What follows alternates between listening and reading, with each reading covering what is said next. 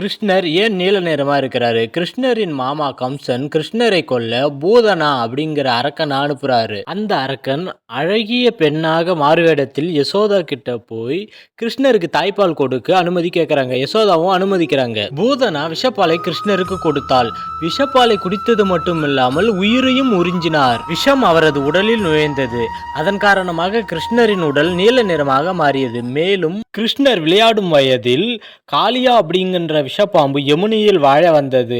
பாம்பின் விஷத்தால் அங்கிருந்த தண்ணீர் கொதித்தது. கிருஷ்ணரும் அவர்களுடைய நண்பர்களும் விளையாடிக்கிட்டு இருந்த போது அவர்களின் பந்து யமுனையில் விழுந்தது. அதை எடுக்கிறதுக்காக கிருஷ்ணர் யமுனையில் குதிக்கிறாரு. அப்போ காளியா கிருஷ்ணரின் உடலை சுற்றி கொண்டது. உடனே கிருஷ்ணர் பெரிய வடிவம் எடுத்து காளியாவின் தலையில் நர்த்தனம் ஆடுகிறார். காளியாவின் மனைவிகள் கிருஷ்ணரிடம் மன்னிப்பு கோரினார்கள். கிருஷ்ணரும் காளியாவை விடுவித்தார். காளியாவோட விஷம் கிருஷ்ணரின் உடலில் புகுந்ததால் கிருஷ்ணரின் உடல் நீல நிறமாக மாறியது.